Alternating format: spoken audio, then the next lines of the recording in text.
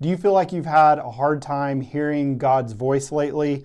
I know I've been there. I want to share with you 4 ways to help you hear God's voice a little more clear. Now, I used to get frustrated because I would get into these areas where I feel like, why am I not hearing from God? And I would remind God of in John 10, verse 27, where it says, "My sheep hear my voice, and I know them, and they follow me." I'm like, okay, God, it says, my sheep hear my voice. I'm not hearing your voice. I'm definitely a sheep. In fact, I'm that one sheep that it talks about in Luke 15. I'm that one sheep that left the other 99 and went off to way yonder pasture, eating the wrong weeds, chasing pleasure, lost as could be, but I'm a sheep.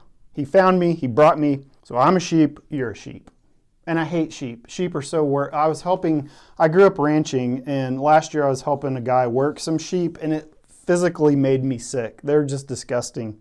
So before I share the 4 ways that will help you hear God's voice more clearly, I want to show you something. This is my branding iron. Like I said, I grew up ranching. I had some cows a few years ago myself. It's just a JN. J is my middle initial. Stands for James, and then Newberry's my last name. So this was my branding iron that I used for cattle. Now, why do ranchers brand cattle? Well, it's to show ownership. So if I put this brand on my cattle, everybody knows they belong to me. I buy them, I brand them, they're bought and paid for, a price was paid for them, just like a price was paid for you and for me. So I'm going to show you a verse also in Ephesians 1, which, by the way, if you have not checked out this single column journaling Bible that I use yet, I'll put a link for it. I've just loved this Bible, especially if you like to journal or put notes in. It's got the wide margins that make it so nice. So anyway, I'll put a link below for this. But in Ephesians 1, in verse 13, I'm just going to read this. It says, "In him also, when you heard the word of truth, the gospel of your salvation, and believed in him, were sealed with the promised Holy Spirit." So just like my cattle are branded with my brand, and they're sealed or marked or whatever you want to say, so too are we sealed by God with his Holy Spirit. This is one of the things that will help us hear from him. So how do we do that? How do we quiet ourselves to hear his Holy Spirit? Well, I just answered one. It's quieting your mind, and that can be hard to do, but the quieter your mind gets, the louder the Holy Spirit gets.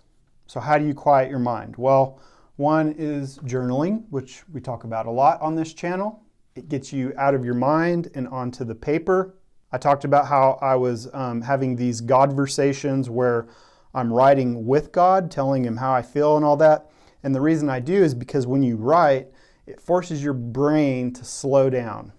I can think faster than I can write. So by writing, I'm being intentional about the things that I want to talk to God about or even hear from him about. So if you don't already keep a journal, I have plenty of resources and videos on how to get started with journaling. That's the first way.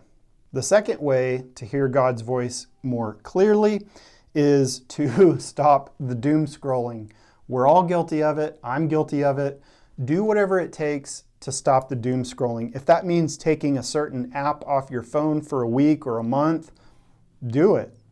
If it means throwing a pocket notebook in your pocket so that if you're in a place where you would usually pick up your phone, you can just pick up this, write your thoughts, read through your notes that you've already taken, have designated times where there is no devices. Something that my wife and I have been talking about is this like black screen time, where at a certain time at night we turn the TV off, we stay off our phones, and we're just reading or talking or whatever. But you can do something like that too where, at 9 o'clock, all your devices go black.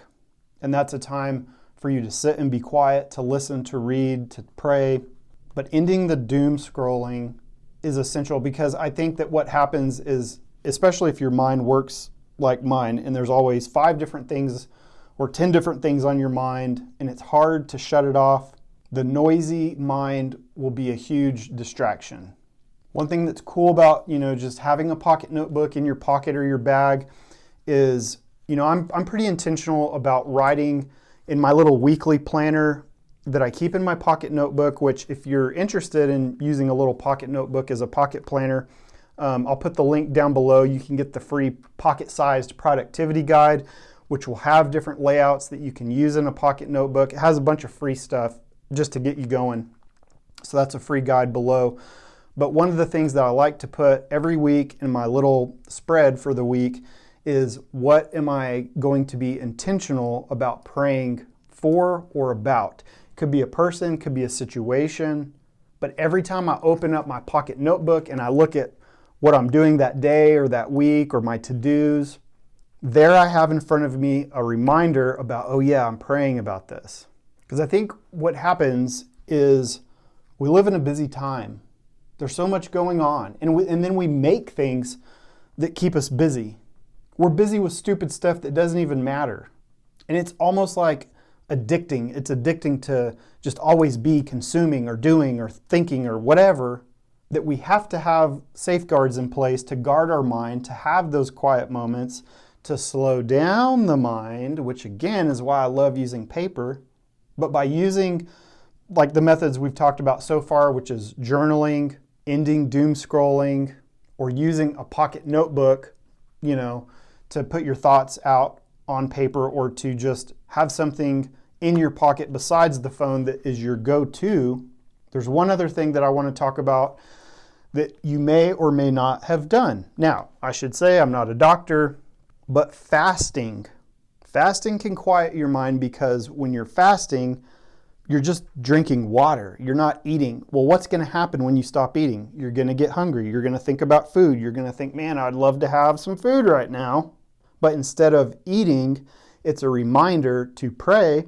It's also can be a reminder to listen. So if you've never done a fast before, try it. In the Bible, it doesn't say if you fast, it says when you fast. An easy way to do this is, let's say you eat supper at 6 o'clock. Okay, you get done eating and then you don't eat again until supper, 6 o'clock the next day. Fasting has a lot of benefits, but one of them is just the reminder to pray, to be quiet whenever you think of food. It's a built-in reminder, and it's super healthy to fast.